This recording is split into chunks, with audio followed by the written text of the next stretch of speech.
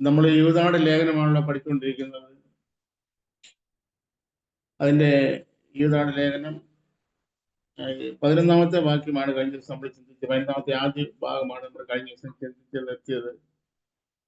ആ ഒരു ഇത് ഏത് സഭയ്ക്കാണ് താൻ ഈ ലേഖനം എഴുതുന്നത് പറഞ്ഞിട്ടില്ല. എങ്കിലും ഒരു ക്രിസ്തീയ കൂട്ടായ്മയ്ക്കാണ് ഇത് എഴുതുന്നത് നമുക്ക് തീർച്ചയായിട്ടും മനസ്സിലാക്കാൻ ഗ്രഹിക്കാൻ കഴിയുന്നുണ്ട്. അവിടെ നിന്നാൽ നുഴഞ്ഞു വന്ന ചില ആളുകളുണ്ട്. ആ നുഴഞ്ഞു വന്ന ആളുകളെ എതിരായിട്ട് വളരെ ജാഗ്രതയോടെ മറ്റുള്ളവരായിരിക്കണം എന്നുള്ള ഒരു പ്രബോധനം പോലെ അവരെ പ്രബോധിപ്പിക്കുന്ന ഒരു കാര്യമായിട്ട് നമുക്കിത് മനസ്സിലാക്കാൻ കഴിയുന്നത്. ആ നുഴഞ്ഞു വന്നവർ യേശുക്രിസ്തു എന്തൊക്കെ അവര് യേശുക്രിസ്തുവിന്റെ കർത്തൃത്വത്തെ നിഷേധിക്കുന്നവരാണോ? അവര് യേശുക്രിസ്തുവിന്റെ കർത്തൃത്വത്തെ നിഷേധിക്കുന്ന അവസ്ഥ അവരുടെ ജീവിതത്തിലുണ്ട്. നമ്മുടെ ജീവിതത്തിൽ അങ്ങനത്തെ അവസ്ഥയുണ്ടോ എന്ന് നമ്മൾ പരിശോധിക്കുന്നത് എപ്പോഴും നല്ലതായിരിക്കും. യേശുക്രിസ്തു നമ്മൾ പലപ്പോഴും യേശുക്രിസ്തുവിനെ കർത്താവെ നമ്മൾ സംബോധന ചെയ്യാറുണ്ട്. എന്നാൽ യേശു ഒരിക്കൽ ഇങ്ങനെ പറഞ്ഞു, എന്നോട് കർത്താവെ എന്ന് എന്നെ പറയുന്ന ഏവരുമല്ല, സ്വർഗസ്വനായ എൻ്റെ പിതാവിന്റെ ഇഷ്ടം ചെയ്യുന്നവരത്രേ ദൈവരാജ്യത്തിൽ പ്രവേശിക്കുന്നുവെന്ന് യേശു പഠിപ്പിക്കുകയുണ്ടായി. അപ്പൊ കർത്താവെ നമ്മൾ പറയുമ്പം നമ്മൾ എത്രത്തോളം അർത്ഥവത്തായിട്ടാണ് കാര്യം പറയുന്നതെന്ന് നമ്മൾ ചിന്തിക്കുന്നത് നല്ലതാണ്. ആരാണോ നമ്മുടെ മേൽ കർത്തൃത്വം നടത്തുന്നത് ആ വ്യക്തിയെയാണ് കർത്താവ് എന്നുകൊണ്ട് ഉദ്ദേശിക്കുന്നത്. കർത്തൃത്വം നടത്തുന്ന ആൾ യേശു ക്രിസ്തു നമ്മളെ സംബന്ധിച്ച് അങ്ങനെ തന്നെയാണ്. യേശു ക്രിസ്തു ആണോ നമ്മുടെ കർത്താവ് എന്ന് നമ്മളെ തന്നെ പരിശോധിച്ച് വിലയിരുത്തി, അങ്ങനെ അല്ലെങ്കിൽ യേശു ക്രിസ്തുവിന്റെ കർത്തൃത്വത്തിന് വേണ്ടി നമ്മളെ വിധേയപ്പെടുത്തുന്നത് ആണ് ക്രിസ്ത്യൻ ജീവിതത്തിന്റെ ജയകരമായ ജീവിതത്തിന്റെ അവസ്ഥ എന്ന് പറയുന്നത്. നമുക്ക് എല്ലാവർക്കും അങ്ങനെ ആയിരിക്കാം. 15-ാമത്തെ വാക്യത്തിന്റെ ആദ്യ ഭാഗത്ത് നമ്മൾ വായിച്ചത്, അങ്ങനെ നുഴഞ്ഞു വന്നവര് അവരെ കുറിച്ചുള്ള പരാമർശങ്ങളിൽ ഒരു കാര്യം ഇങ്ങനെ പറഞ്ഞിരിക്കുന്നു. 15-ാം വാക്യത്തിൽ പറഞ്ഞിട്ടുണ്ട്, അവർ കായീന്റെ വഴിയിൽ നടക്കുന്നവരാണ്. അവർ കായീന്റെ വഴിയിൽ നടക്കുന്നു. ഈ കാര്യമാണ് നമ്മൾ കഴിഞ്ഞ ദിവസം ചിന്തിച്ചത്. കായീന്റെ വഴി നമുക്കറിയാം. കായീനും ദൈവത്തിന് യാഗം കഴിച്ച വ്യക്തി തന്നെയാണ്. ഹാബേൽ മാത്രമല്ല, കായീന് യാഗം കഴിച്ചായിരുന്നു. അപ്പോ രണ്ടുപേരും യാഗം കഴിച്ചു. ഹാബേലിലും അവന്റെ യാഗത്തിൽ ദൈവം പ്രസാദിച്ചു, കായീനിലും അവന്റെ യാഗത്തിൽ ദൈവം പ്രസാദിച്ചില്ല എന്ന് നമ്മൾ കാണുന്നു. അപ്പോ ഒരുവനിൽ ദൈവം പ്രസാദിക്കണമെങ്കിൽ, ഒരുവന്റെ യാഗത്തിൽ ദൈവം പ്രസാദിക്കണമെങ്കിൽ ആ വ്യക്തിയിൽ ദൈവം പ്രസാദിച്ചിരിക്കണം. യേശുക്രിസ്തു തന്റെ ജീവിതകാലത്ത് ഇങ്ങനെ പറയുകയുണ്ടായി, മൂഢന്മാരായുള്ളവരെ, ഏത് വലുത്, വഴിപാടാണോ, വഴിപാടിനെ ശുദ്ധീകരിക്കുന്ന യാഗപീഠമാണ്? ഈ യാഗപീഠം വിശുദ്ധമുള്ളതാണെങ്കിൽ മാത്രമേ അതിൽ കഴിക്കുന്ന വഴിപാട് ദൈവത്തിന് അംഗീകരിക്കാൻ കഴിയുന്ന വഴിപാടായി തീരത്തുള്ളൂ. അതുകൊണ്ട് മോശയ്ക്ക് ദൈവം ന്യായപ്രമാണം കൊടുത്ത് നമ്മൾ വളരെ കൃത്യതയോടെ നമ്മൾ വായിക്കുന്നുണ്ട്, പഠിക്കുന്നുണ്ട്. യാഗപീഠം അതിവിശുദ്ധമായിരിക്കും. അപ്പൊ അതിവിശുദ്ധമായ യാഗപീഠത്തിൽ കഴിക്കുന്ന വഴിപാടുകൾ മാത്രമേ ദൈവത്തിന് അംഗീകരിക്കാൻ കഴിയുന്നത് ആയിത്തീരത്തുള്ളൂ.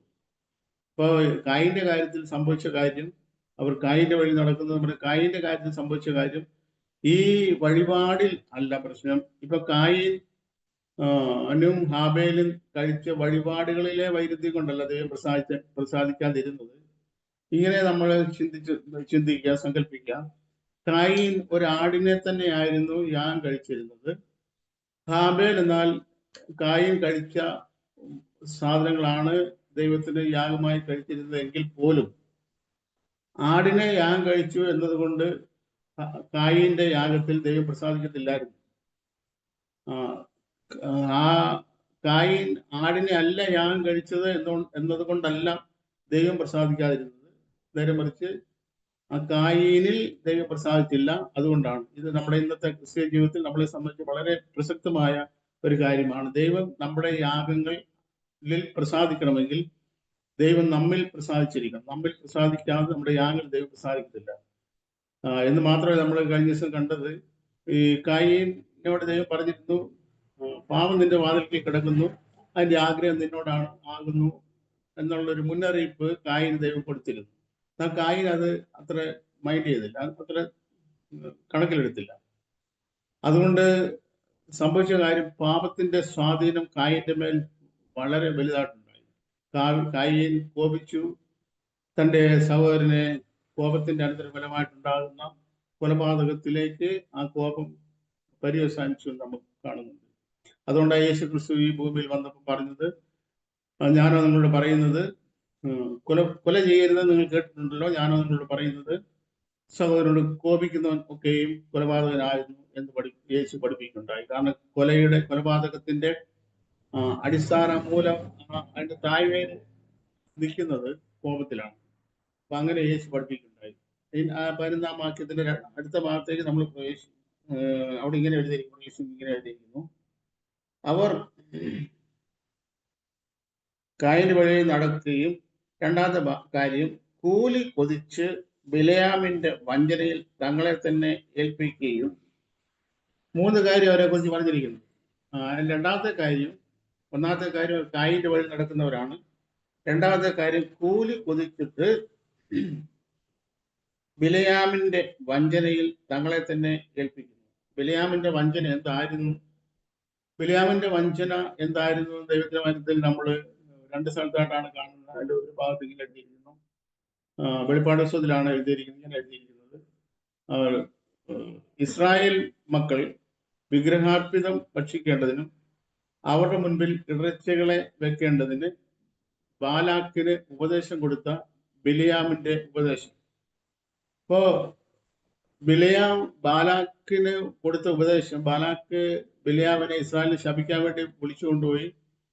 അപ്പോ അവിടെ നമ്മൾ കൊണ്ടുപോയ സമയത്ത് ബാലാക്കിനോട് ബിലയാം പറയുന്നത്, യഹോവ എന്റെ വായി തരുന്ന കാര്യം മാത്രമേ ഞാൻ പറയത്തുള്ളൂ, അല്ലാതെ ഒരു കാര്യം പറയത്തില്ല എന്ന് പറഞ്ഞു. അങ്ങനെ എന്തെങ്കിലും ഈ ബാലാക്കിന് ഉപദേശം കൊടുത്തതായിട്ട് അവിടെ നമ്മൾ കാണുന്നില്ല. പക്ഷെങ്കിൽ എന്താ സംഭവിച്ചതെന്ന് വെച്ചാൽ, ബിലയാം ബാലാക്കിന് ഒരു ഉപദേശം കൊടുത്താൽ, ആ ഉപദേശം വേറൊന്നുമില്ല, ഈ ജനത്തെ ശപിക്കേണ്ട യാതൊരു ആവശ്യവും ഇല്ല. നേരെ മറിച്ച് ദൈവത്തിന്റെ ന്യായപ്രമാണം ഇവർ നിഷേധിച്ചാൽ ഇവർ തന്നെ ശാപഗ്രസ്തരായി തീരും. അപ്പൊ ദൈവത്തിന്റെ ന്യായപ്രമാണം ഇവർ ലംഘിക്കാൻ വേണ്ടി ഇവരെ അതിനുവേണ്ടി ഉള്ള വഴികളിലേക്ക് ഇവരെ തിരിക്കുക എന്നുള്ളതാണ് ഇവരെ ശപിക്കുന്നതിനേക്കാൾ നല്ലത്. അങ്ങനെ ഇസ്രായേൽ ജനം ആ ദോഷ വഴികളിലേക്ക് തങ്ങളെ തന്നെ ഏൽപ്പിച്ചു കളഞ്ഞു. നമുക്കറിയാം, മോവാബി സ്ത്രീ, അതിന്റെ ബിലയാം പറഞ്ഞത്, മോവാബി സ്ത്രീകളെ ഇസ്രായേൽ പാളയത്തിലേക്ക് വിടുക. അപ്പൊ ആ മോവാബി സ്ത്രീകളെ ഇസ്രായേൽ പുരുഷന്മാര് കണ്ട് മോഹിച്ചിട്ട് അവരെ താല്പര്യപ്പെടും.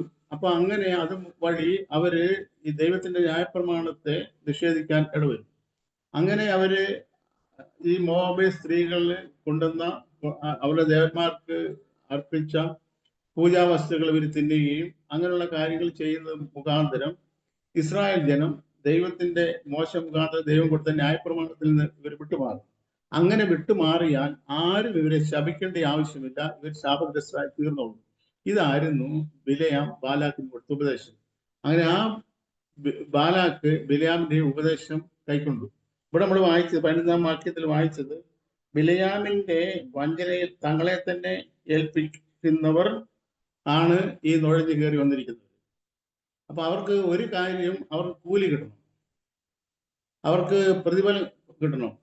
ആ ബിലയാം പോയത്, ദൈവം പറയുന്നത് ഞാൻ പറയത്തുള്ളൂ എന്ന് പറഞ്ഞ് പോയെങ്കിലും ഈ ബിലയാമിന്റെ ഉള്ളില് ഒരു കൂലിയെ കുറിച്ചുള്ള താല്പര്യം, കൂലി കൊതിച്ചു എന്ന് അവിടെ എഴുതിയിരിക്കുന്നു.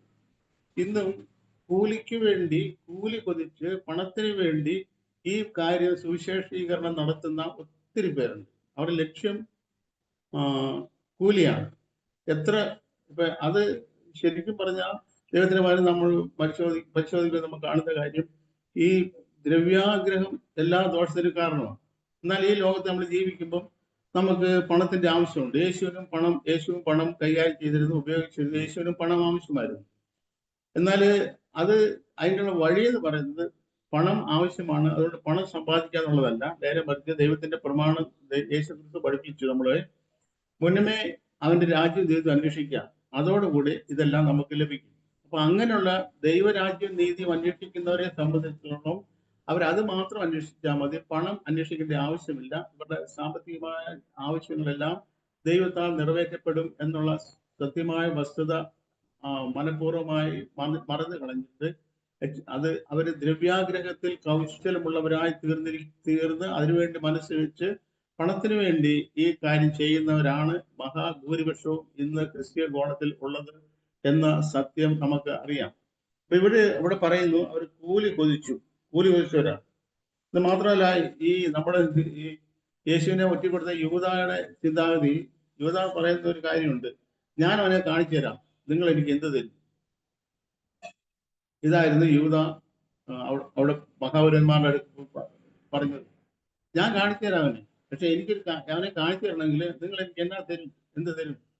അപ്പൊ എനിക്ക് എന്നാ കിട്ടും എന്നുള്ളത് ക്രിസ്ത്യ ജീവിതത്തിൽ എനിക്ക് എന്ത് കിട്ടും എന്നുള്ളതാണ് നമ്മുടെ അന്വേഷണം എങ്കിൽ നാം യേശു ക്രിസ്തുവിന്റെ മാർഗത്തിൽ നിന്ന് വളരെ വിദൂരത്തിലാണ് എന്ന സത്യം നാം വിസ്മരിച്ചു പോകരുത്.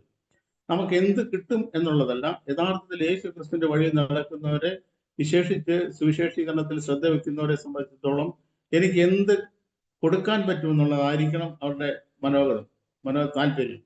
എന്ത് കിട്ടും എന്നുള്ളതല്ല, എനിക്ക് എന്ത് നഷ്ടമാക്കാൻ കഴിയും. യേശു ക്രിസ്തു നിമിത്തവും സുവിശേഷ നിമിത്തവും എനിക്ക് എന്ത് നേടാം എന്നതിനേക്കാൾ എനിക്ക് എന്ത് നഷ്ടമാക്കാം എന്നുള്ളതാണ് അവരെ ദൈവരാജ്യത്തിൽ, സ്വർഗരാജ്യത്തിൽ അവർക്ക് പ്രതിഫലം കിട്ടുന്നത് ആ ഒരു കാര്യത്തിലായിരിക്കും. എന്ത് നേടാം, ഈ ഭൂമിയിൽ എന്ത് നേടാം എന്നുള്ളതിനേക്കാൾ എന്ത് നഷ്ടമാക്കാം എന്നുള്ളതിനെ ആശ്രയിച്ചായിരിക്കും ദൈവരാജ്യത്തിൽ അവർക്കുള്ള പ്രതിഫലം. പക്ഷെ ഈ നുഴഞ്ഞു വന്നവര് ഞാൻ എന്നാ കിട്ടും, അവര് ഒന്നാമത് കായിന്റെ വഴി നടക്കുന്നു, പിന്നെ സാമ്പത്തികമായ കാര്യത്തിൽ ബിലിയാമിന്റെ വഞ്ചനയിൽ കൂടി. ഇനി അടുത്തൊരു കാര്യം, മൂന്നാമത്തെ കാര്യം എഴുതിയിരിക്കുന്നത്, അവര് കോരഹിന്റെ മത്സരത്തിൽ നശിച്ചു പോവുകയും ചെയ്യുന്നു. കോരഹിന്റെ മത്സരം നമുക്കറിയാം. കോരഹും കൂട്ടരും പറഞ്ഞത് ദൈവം മോശയോട് മാത്രമേ അരുളി ചെയ്തിട്ടുള്ളൂ എന്ന് പറഞ്ഞ് മോശയ്ക്കും അഹരോനും എതിരായിട്ട് ഒരു കൂട്ടുകെട്ടുണ്ടാക്കി തങ്ങളെ തന്നെ അവർക്ക് മുകളിൽ ഉയർത്തുന്ന ഒരു അവസ്ഥ കോരഹും കൂട്ടരും ചെയ്തു. പക്ഷെ അവിടെ സംഭവിച്ച കാര്യം നമുക്കറിയാം. അവർ നശിച്ചുപോയി. ഭൂമി വായ് പിളർന്ന് അവരെ വിഴുങ്ങിക്കളഞ്ഞു. കോരഹിനെയും കൂട്ടരെയും അവരെയും അവരുടെ കുടുംബത്തിലുള്ളവരെയും അവരുടെ ആടുമാടുകളെയും എല്ലാമായിട്ട് ഭൂമി വായ് പിളർന്ന് അവരെ വിഴുങ്ങിക്കളഞ്ഞു. അങ്ങനെ അവർ നശിച്ചുപോയി. ഈ നുഴഞ്ഞു വന്നവരും ഇങ്ങനെ കായിന്റെ വഴി നടക്കുന്നവരാണ്, കൂലി കൊതിക്കുന്നവരാണ്, പിന്നെ തങ്ങളെ തന്നെ ഉയർത്തുന്നവരാണ്. അവിടെ തങ്ങളെ തന്നെ മത്സരികളായി ദൈവപ്രമാണത്തിന്, ദൈവവ്യവസ്ഥയ്ക്ക് എതിരായിട്ട് അതിനെതിരായിട്ട് മത്സരിച്ച് തങ്ങളെ തന്നെ ഉയർത്തുന്നവരാണ്. അതിന്റെ 18ാമത്തെ വാക്യം നമ്മൾ വായിക്കുന്നത്, 18ാമത്തെ വാക്യം ഞാൻ വായിക്കുന്നു.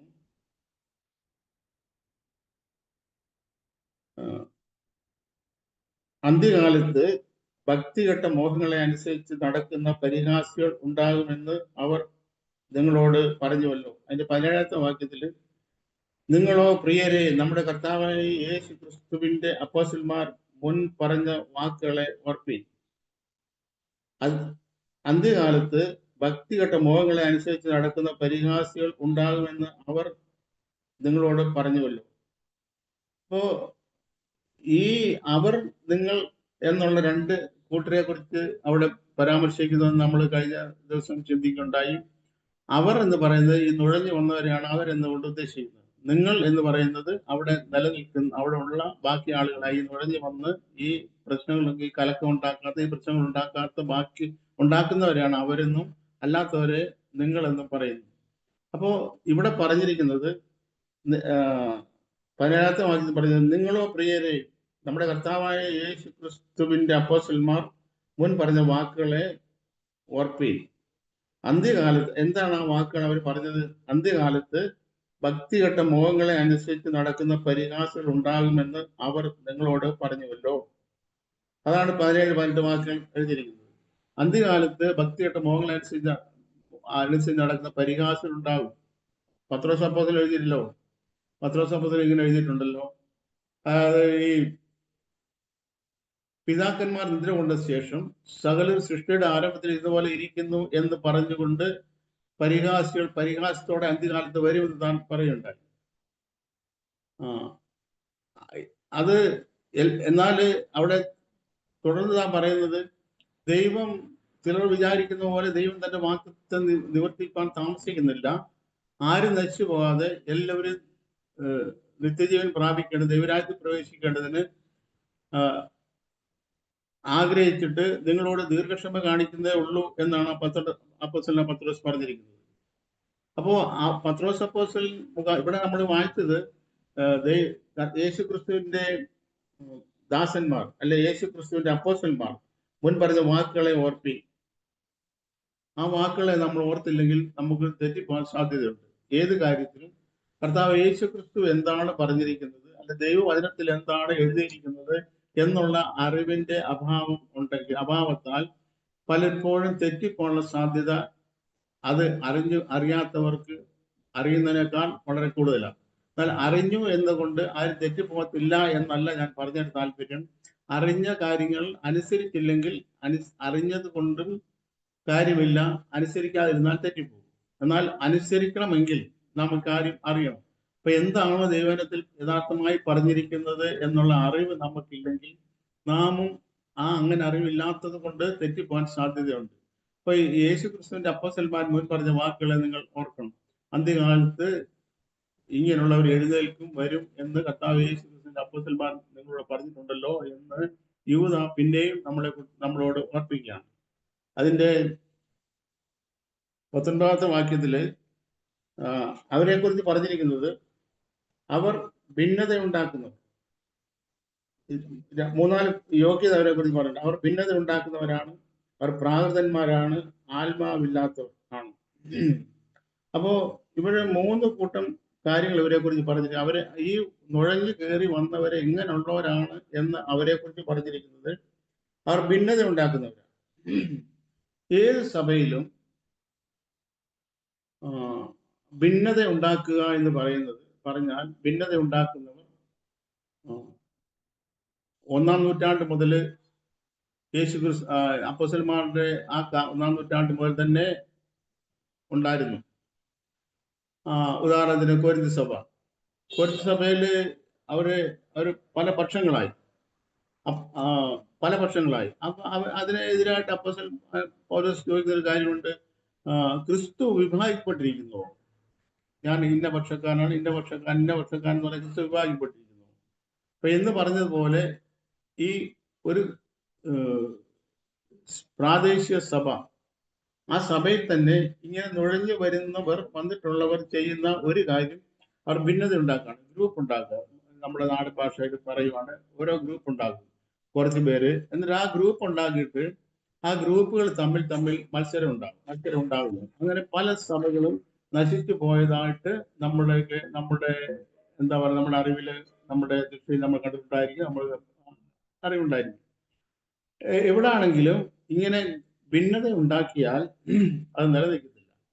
അതിന് കാരണം യേശു കർത്താവ് തന്നെ പറഞ്ഞു, ഒരു കുടുംബമായാലും ഒരു രാജ്യമായാലും അതിൽ തന്നെ ഛിദ്രിച്ചാൽ അത് നശിച്ചു പോകും, നിലനിൽക്കത്തില്ല എന്ന് നമ്മുടെ കർത്താവ് യേശു ക്രിസ്തു തന്നെ പഠിപ്പിക്കുകയുണ്ടായി. അപ്പൊ അതൊരു ലോക്കൽ സഭയിലും അത് സംഭവിക്കാം, ഒരു കുടുംബത്തിലോ രാജ്യത്തിലോ ഒക്കെ സംഭവിക്കാം. അതിൽ തന്നെ ഛിദ്രം ഉണ്ടായാൽ, അതിൽ തന്നെ ഗ്രൂപ്പ് ഉണ്ടായാൽ, അതിൽ തന്നെ മത്സരം ഉണ്ടായാൽ അത് നിലനിൽക്കാൻ 1% ഒരു സാധ്യത നശിച്ചു പോകും. അപ്പൊ ഇവരെ കുറിച്ച് പറഞ്ഞിരിക്കുന്നത് 19-ാം വാക്യത്തിൽ പറഞ്ഞത് അവർ ഭിന്നത ഉണ്ടാക്കുന്നവരാണ്, മത്സരിക്കുന്നവരാണ്, ഭിന്നത ഉണ്ടാക്കുന്നവർ. രണ്ടാമത് പ്രാകൃതന്മാരാണ്.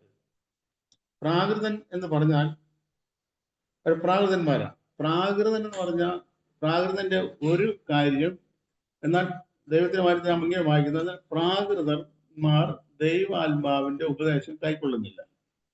അപ്പൊ പ്രാകൃതനാണ് ഒരു മനുഷ്യൻ എന്ന് പറഞ്ഞാൽ അതിന്റെ അർത്ഥം അവൻ ദൈവാത്മാവിന്റെ ഉപദേശം കൈക്കൊള്ളാത്തവനാണ്. പ്രാകൃത മനുഷ്യൻ എന്ന് പറഞ്ഞാൽ അതിന്റെ കുറച്ചും കൂടെ വിശദീകരിച്ച് പറഞ്ഞാൽ, ഒരു പ്രാകൃത മനുഷ്യനാണ് എന്ന് പറഞ്ഞാൽ അതിന്റെ അർത്ഥം അവന് ആത്മാവില്ല.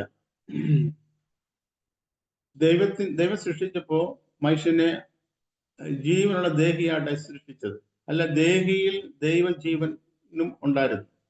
എന്നാൽ മനുഷ്യൻ പാപം ചെയ്തപ്പം ഈ ജീവൻ നശിച്ചുപോയി. പിന്നെ അവശേഷിക്കുന്നത് ദേഹിയാണ്. ദേഹി മാത്രമല്ല, ദേഹിയും ശരീരവും ഉണ്ട്. പ്രാകൃത മനുഷ്യൻ എന്ന് പറഞ്ഞാൽ അവന് ആത്മാവില്ല, പക്ഷെ ശരീരമുണ്ട്, ദേഹിയുമുണ്ട്. അതാണ് പ്രാകൃത മനുഷ്യൻ. പ്രാകൃത മനുഷ്യന് ദേഹിയുണ്ട്, ശരീരമുണ്ട്, ആത്മാവില്ല. എന്നാൽ ആത്മീയൻ എന്ന് പറഞ്ഞാൽ അവനും ദേഹമുണ്ട്, ദേഹിയില്ല, ആത്മാവുണ്ട്.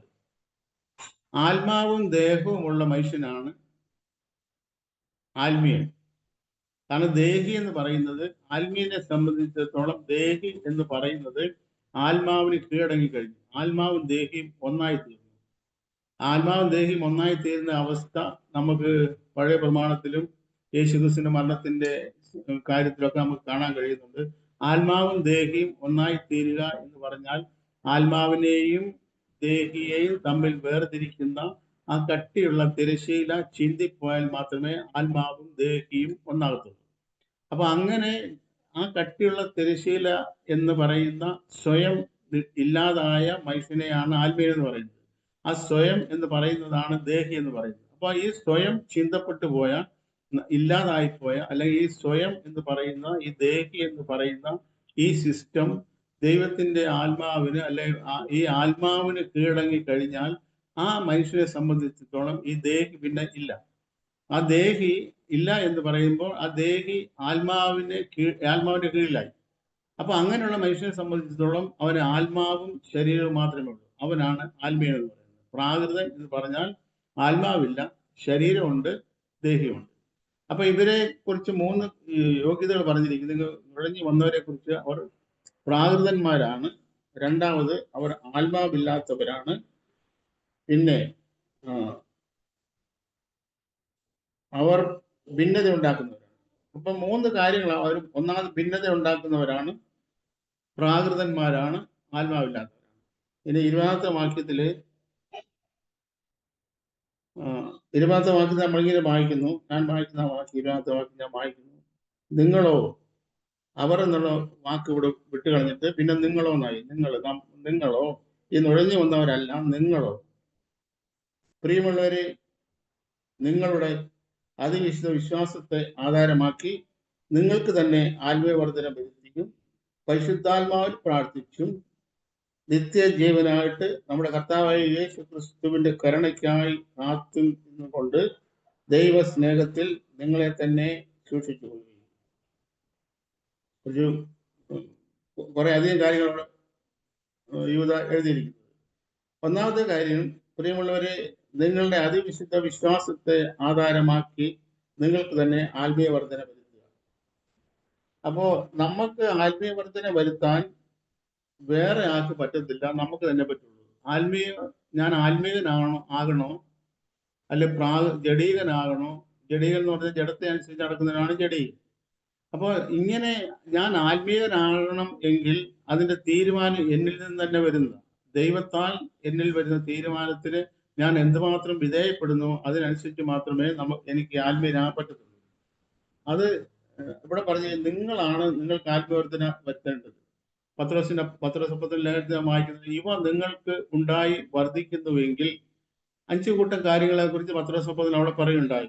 അവിടെ പറഞ്ഞിരിക്കുന്നത് നിങ്ങൾ വിശ്വാസത്തോട് കൂട്ടേണ്ട കാര്യങ്ങളെ കുറിച്ച് പറഞ്ഞിരിക്കുന്നു.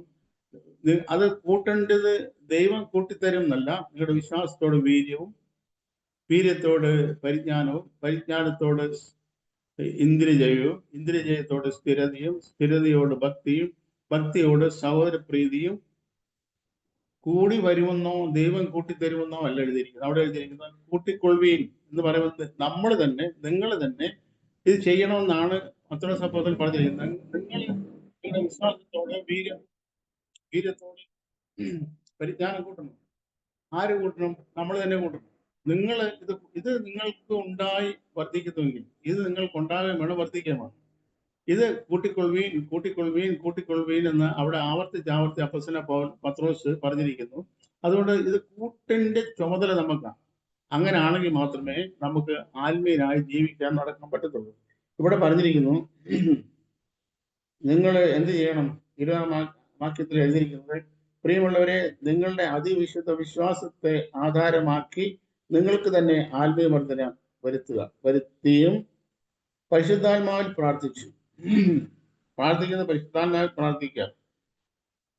പരിശുദ്ധാത്മാവിൽ പ്രാർത്ഥിക്കുക എന്ന് പറഞ്ഞാൽ ഒത്തിരി തെറ്റായ ധാരണകൾ അരന്തിരിക്കുന്ന ക്രിസ്തീയ ഗോളത്തിലാണ് നമ്മൾ ആയിരിക്കുന്നത്. പരിശുദ്ധാത്മാവിൽ പ്രാർത്ഥിക്കുക എന്ന് പറഞ്ഞാൽ അതുകൊണ്ട് പലരും ഉദ്ദേശിക്കുന്നത് അന്യഭാഷ പറഞ്ഞ് പ്രാർത്ഥിക്കണം എന്നുള്ള ഒരു കൺസെപ്റ്റാണ്, ഒരു കാഴ്ചപ്പാടാണ്. എന്നാൽ പരിശുദ്ധാത്മാവിൽ പ്രാർത്ഥിക്കുക എന്ന് പറഞ്ഞാൽ അങ്ങനെ അല്ല. അന്യഭാഷ പറഞ്ഞ് പ്രാർത്ഥിക്കുക, അന്യഭാഷയിൽ പ്രാർത്ഥിക്കുക ഒന്നല്ല. അന്യഭാഷ എന്ന് പറയുന്നത് യഥാർത്ഥത്തിൽ ഒരു കൃപാവരമാണ്. അത് അത് രോഗശാന്തിയുടെ വരം, വീര്യപ്രവൃത്തികളുടെ വരം എന്ന് പറഞ്ഞ പോലത്തെ ഒരു വരമാണ് അന്യഭാഷ എന്ന് പറയുന്നത്. ദൈവവരത്തിൽ അങ്ങനെയാണ് നമുക്ക് കാണാൻ കഴിയുന്നത്. അപ്പോൾ അങ്ങനെ ഈ പരിശുദ്ധ അന്യഭാഷയിൽ പ്രാർത്ഥിക്കണം എന്ന് പറഞ്ഞാൽ രസകരമായ ഒരു കാര്യം, അന്യഭാഷയിൽ പ്രാർത്ഥിക്കണമെന്ന് പറയുന്നവൻ ഇങ്ങനെ പറയാൻ സാധ്യതയുണ്ട്: നിങ്ങൾ വീര്യപ്രവൃത്തിയിൽ പ്രാർത്ഥിക്കണം, അല്ലെങ്കിൽ രോഗശാന്തിയിൽ പ്രാർത്ഥിക്കണം എന്ന് പറയുന്ന പോലെ തന്നെ ഉള്ളൂ അന്യഭാഷയിൽ പ്രാർത്ഥിക്കുക എന്ന് പറഞ്ഞതിന്റെ അർത്ഥം. അന്യഭാഷയിൽ പ്രാർത്ഥിക്കരുതെന്നോ പ്രാർത്ഥിക്കുകയില്ലെന്നൊന്നും അല്ല ഞാൻ പറയുന്നത്. എന്നാൽ പൊതുവെ ധരിച്ചിരിക്കുന്നത് ഇങ്ങനെയാണ് എന്ന് പറഞ്ഞത് മാത്രം. അപ്പോൾ ഇവിടെ പറഞ്ഞിരിക്കുന്നത് നിങ്ങൾ പരിശുദ്ധാത്മാവിൽ പ്രാർത്ഥിക്കണം, അന്യഭാഷയിൽ പ്രാർത്ഥിക്കണമെന്നല്ല, ആത്മാവിൽ, പരിശുദ്ധാത്മാവിൽ പ്രാർത്ഥിക്കണം. അപ്പോസ്തലൻ പൗലോസ് പറഞ്ഞു, ഞാൻ ബുദ്ധി കൊണ്ട് പ്രാർത്ഥിക്കും, ആത്മാവ് കൊണ്ട് പ്രാർത്ഥിക്കും, ബുദ്ധി കൊണ്ട് പാടും, ആത്മാവ് കൊണ്ട് പാടും. റോമാലേഖനത്തിൽ അപ്പോസ്തലൻ പൗലോസ് ഇങ്ങനെ എഴുതിയിരിക്കുന്നു: വേണ്ടും പോലെ പ്രാർത്ഥിക്കേണ്ടത് എന്തെന്ന് നാം അറിയുന്നില്ല. വേണ്ടും പോലെ പ്രാർത്ഥിക്കാൻ നമുക്ക് അറിയത്തില്ല. അതൊരു സത്യമായ കാര്യം. വേണ്ടും പോലെ പ്രാർത്ഥിക്കാൻ നമുക്ക് അറിയത്തില്ല. കാരണം നമ്മുടെ പ്രാർത്ഥനകൾ തന്നെ നമ്മൾ വിലയിരുത്താൻ നമുക്കറിയാം. യഥാർത്ഥത്തിൽ ഇങ്ങനെയൊന്നും അല്ല പ്രാർത്ഥിക്കേണ്ടതെന്ന് പലർക്കും അറിയാം. എന്ന് മാത്രമല്ല, മറ്റ് പലരുടെയും പ്രാർത്ഥനകൾ നമ്മൾ ശ്രദ്ധിച്ചാൽ നമുക്കറിയാം ഇതൊന്നും പ്രാർത്ഥനയുടെ വിഷയങ്ങളല്ല എന്നുള്ളത്. കാരണം പ്രാർത്ഥനയുടെ വിഷയങ്ങളിൽ മഹാഭൂരിപക്ഷവും വരുന്നത് ഈ ലോകത്തിലെ ഭൗതിക ജീവിതത്തിന്റെ കാര്യങ്ങളെ ആസ്പദമാക്കിയാണ് പലപ്പോഴും മിക്ക പ്രാർത്ഥനകളും സംഭവിക്കുന്നത്. എന്നാൽ ദൈവത്തിന്റെ പരിശുദ്ധാത്മാവിന്റെ പ്രാർത്ഥന എന്ന് പറഞ്ഞാൽ അങ്ങനല്ല. ആത്മാവിന് നമ്മളെ നല്ലോണം അറിയാം. അപ്പൊ നമ്മുടെ ആവശ്യം എന്താണ്? നമ്മുടെ ആവശ്യം നമുക്കൊരു വീടുണ്ടാകുക എന്നുള്ളതോ നമ്മുടെ സാമ്പത്തിക ശേഷി വർദ്ധിക്കുക എന്നുള്ളതോ ഒന്നുമല്ല. ദൈവം മുമ്പാകെ നമ്മുടെ ആവശ്യമെന്ന് ദൈവത്തിന്റെ പരിശുദ്ധാത്മാവിന് അറിയാം എന്നതുകൊണ്ട് ദൈവത്തിന്റെ പരിശുദ്ധാത്മാവ് തന്നെ, അവിടെ റോമാലേഖനത്തിൽ അങ്ങനെ എഴുതിയിരിക്കുന്നു, ആത്മാവ് തന്നെ ഉച്ചരിച്ചു കൂടാത്ത ഞരക്കങ്ങളാൽ നമുക്ക് വേണ്ടി പക്ഷപാതം ചെയ്യുന്നു. ആത്മാവിന്റെ അവിടെ എന്നിട്ട് പിന്നെ എഴുതിയിരിക്കുന്നു, ആത്മാവിന്റെ ചിന്ത ഇന്നതെന്ന് ഹൃദയങ്ങളെ പരിശോധിക്കുന്നവൻ അറിയുന്നു. അപ്പൊ നമ്മൾ പ്രാർത്ഥിക്കുന്നത് ദൈവത്തിന്റെ ആത്മാവിൽ പ്രാർത്ഥിക്കുക എന്ന് പറഞ്ഞാൽ ദൈവത്തിന്റെ പരിശുദ്ധാത്മാവ് നമ്മൾക്ക് വേണ്ടി പ്രാർത്ഥിക്കുന്നുണ്ട്, നമുക്ക് വേണ്ടി പ്രാർത്ഥിക്കും. അത് പ്രാർത്ഥിക്കുന്നത് വാചകങ്ങളായിരിക്കണമെന്നില്ല, മറ്റൊരുത്തം കേട്ടാൽ മനസ്സിലാകത്തക്ക രീതിയിലുള്ള വാക്കുകളായിരിക്കണമെന്നില്ല. ചിലപ്പോൾ അത് ആത്മാവ് തന്നെ ഉച്ചരിച്ചു കൂടാത്ത ഞരക്കങ്ങളാൽ നമുക്ക് വേണ്ടി പക്ഷപാതം ചെയ്യുന്ന അവിടെ റോമാലേഖനത്തിൽ എഴുതിയിരിക്കുന്നത്. അപ്പോ ആത്മാവിന്റെ ഒരു ഞരക്കം, ആത്മാവ് ഉച്ചരിച്ചു കൂടാത്ത ഞരക്കങ്ങളാൽ നമുക്ക് വേണ്ടി പക്ഷപാതം ചെയ്യും. അപ്പൊ ഈ ഞരക്കം എന്താണ്? എന്തിനു വേണ്ടിയാണ് ദൈവത്തിന്റെ പരിശുദ്ധാത്മാവ് ഈ ആത്മാവ് ഞരങ്ങുന്നത് എന്ന് നമ്മുടെ ഹൃദയങ്ങളെ പരിശോധിക്കുന്ന ഒരു ദൈവം സ്വർഗത്തിലുണ്ട്. അപ്പൊ നമ്മുടെ ഹൃദയങ്ങളെ പരിശോധിക്കുന്ന ദൈവത്തിന് അറിയാം ഈ ആത്മാവ് എന്തിനു വേണ്ടിയാണ് ഞരങ്ങുന്നത്. അപ്പൊ ആത്മാവ് ഞരങ്ങുന്നത് നമ്മുടെ ഈ ലോകത്തിലെ ഏതെങ്കിലും ഒരു കാര്യം ദൈവം സാധിപ്പിച്ചു തരണം എന്നുള്ളതിന് വേണ്ടി ആയിരിക്കുന്നതിനേക്കാൾ അധികമായിട്ട് ദൈവം മുൻപാകെ നമ്മുടെ ക്രിസ്തീയ ജീവിതം, കർത്താവ് യേശു ക്രിസ്തു ഈ ഭൂമിയിൽ നടന്നപോലെ നടക്കുവാൻ തക്കവണ്ണം നമുക്ക് എന്താണ് ആവശ്യം എന്ന് ദൈവത്തിന്റെ പരിശുദ്ധാത്മാവിന് നല്ലവണ്ണം അറിയാവുന്നതുകൊണ്ട് ആ പരിശുദ്ധാത്മാവ് തന്നെ നമുക്ക് വേണ്ടി ഉച്ചരിച്ചു കൂടാത്ത ഞരക്കങ്ങളാൽ പക്ഷപാതം ചെയ്യുന്നു. അപ്പൊ ഇത് ആത്മാവിൽ പ്രാർത്ഥിക്കും. അതാണ് അതിന്റെ നമ്മൾ വായിച്ച വാക്യം. നിങ്ങളുടെ അതിവിശ്വാസത്തെ ആധാരമാക്കി നിങ്ങൾക്ക് തന്നെ ആത്മീയവർദ്ധന വരുത്തിയും പരിശുദ്ധാത്മാവിൽ പ്രാർത്ഥിച്ചും നിത്യജീവനായിട്ട് നമ്മുടെ കർത്താവായ യേശു ക്രിസ്തുവിന്റെ കരുണയ്ക്കായി കാത്തിരുന്നുകൊണ്ട്, നിത്യജീവനായി നമ്മുടെ കർത്താവ് യേശു ക്രിസ്തുവിന്റെ കരുണയ്ക്കായി കാത്തിരുന്നുകൊണ്ട്, നിത്യജീവനായിട്ട് കരുണയ്ക്കായി കാത്തിരിക്കുക. ഈ കരുണ എന്ന് പറയുന്നത് നമുക്ക് ദൈവത്തിൽ ആവർത്തിച്ച് പ്രഖ്യാപിച്ചിരിക്കുന്ന പറഞ്ഞിട്ടുള്ള കാര്യമാണ് കരുണ എന്ന് പറയുന്നത്. കരുണ എന്ന് പറയുന്നതും കൃപ എന്ന് പറയുന്നതും രണ്ട് കാര്യമാണ്. കരുണ എന്ന് പറഞ്ഞാൽ നമ്മുടെ കഴിഞ്ഞകാല ജീവിതത്തെ ആസ്പദമാക്കിയുള്ളതാണ് കരുണ. കൃപ എന്ന് പറഞ്ഞാൽ നമുക്ക് ഭാവിയിൽ വേണ്ട ദൈവത്തിന്റെ ശക്തിയാണ് കൃപ എന്ന് പറയുന്നത്. കരുണ എന്ന് പറയുന്നത് നമുക്ക് യഥാർത്ഥത്തിൽ നമുക്ക് അർഹതപ്പെട്ടത് നമുക്ക് തരാതിരിക്കുന്നതാണ് കൃപയെന്ന് കരുണ എന്ന് പറയുന്നത്. തരാതിരിക്കുക എന്ന് പറഞ്ഞാൽ നമ്മളെല്ലാം പാപികളായിരുന്നു, സകല മനുഷ്യരും പാപികളാണ്. ഈ പാപത്തിന്റെ ശിക്ഷ മരണമാണ്, പാപത്തിന്റെ ശമ്പളം മരണമാണ്. എന്നാൽ ഈ പാപത്തിന്റെ ശമ്പളമാകുന്ന മരണം നമ്മൾക്ക് തരാതിരുന്നതാണ് ദൈവം നമ്മളോട് കാണിച്ച കരുണ എന്ന് പറയുന്നത്. നമ്മുടെ പാപത്തിന് ശിക്ഷയായ മരണം ദൈവപുത്രനായ യേശു ക്രിസ്തുവിൽ ദൈവം ഏൽപ്പിച്ച്, യേശു ക്രിസ്തുവിനെ ഏൽപ്പിച്ച് നമ്മളെ സ്വതന്ത്രമാക്കിയതാണ് ദൈവം നമ്മളോട് കാണിച്ച കരുണ എന്ന് പറയുന്നത്. അപ്പൊ അങ്ങനെ കർത്താവ് യേശു കരുണയ്ക്കായി കാത്തിരുന്നുകൊണ്ട്, നമ്മുടെ കർത്താവ് യേശു ക്രിസ്തുവിന്റെ കരുണയ്ക്കായി കാത്തിരുന്നുകൊണ്ട് ദൈവ സ്നേഹത്തിൽ നിങ്ങളെ തന്നെ സൂക്ഷിച്ചു കൊള്ളുകയും. അപ്പൊ നമ്മളെ തന്നെ സൂക്ഷിക്കണമെന്ന് പറഞ്ഞു, പത്രോസ് അപ്പോസ്തലൻ പറഞ്ഞിട്ടുണ്ടെന്ന് നമ്മൾ ചിന്തിക്കുകയുണ്ടായി. അത് എന്തിലായിരിക്കണം നമ്മുടെ ഏൽപ്പിക്കൽ? അത് ദൈവത്തിന്റെ സ്നേഹത്തിലാണ് നമ്മളെ തന്നെ ഏൽപ്പിക്കുക. അപ്പൊ ദൈവത്തിന്റെ സ്നേഹത്തെ അറിയാൻ കഴിയുന്നതിനനുസൃതമായിട്ട് ആണ് നമ്മുടെ ഏൽപ്പിക്കൽ സംഭവിക്കത്തുള്ളൂ. നമ്മൾ ദൈവത്തിന്റെ സ്നേഹത്തെ നമുക്ക് അല്പമായേ അറിയത്തുള്ളെങ്കിൽ നമ്മുടെ ദൈവത്തിന് നമ്മളെ തന്നെ ബലമേൽപ്പിക്കുന്ന കാര്യത്തിൽ നമുക്ക് അല്പമേ കഴിയത്തുള്ളൂ. എന്നാൽ ദൈവത്തിന്റെ സ്നേഹത്തിന്റെ അഗാധ ആഴം നമ്മൾ അറിയുന്നതിനനുസരിച്ച് നമ്മൾ പൂർണ്ണമായി ദൈവത്തിന് ഏൽപ്പിക്കപ്പെട്ടവരായി തീരും. കാരണം ദൈവത്തിന് നമ്മളെ പൂർണ്ണമായി ഒരു ഡിമാൻഡും ഇല്ലാതെ നമ്മൾ പരിപൂർണമായി ദൈവത്തിന്റെ സ്നേഹത്തെ അറിയുന്നതിനനുസരിച്ച് നമ്മൾ ദൈവത്തിന് നമ്മളെ തന്നെ ഏൽപ്പിച്ചു കൊടുക്കുന്നവരായി തീരും. അങ്ങനെ ഏൽപ്പിച്ചു കൊടുക്കുന്നവരായി തീർന്നുകൊണ്ട് നമ്മുടെ ക്രിസ്തീയ ജീവിതം നമുക്ക് തുടരാം. ദൈവം നമ്മളെല്ലാവരെയും അതിന് സമൃദ്ധിയായി അനുഗ്രഹിക്കുമാറാകട്ടെ.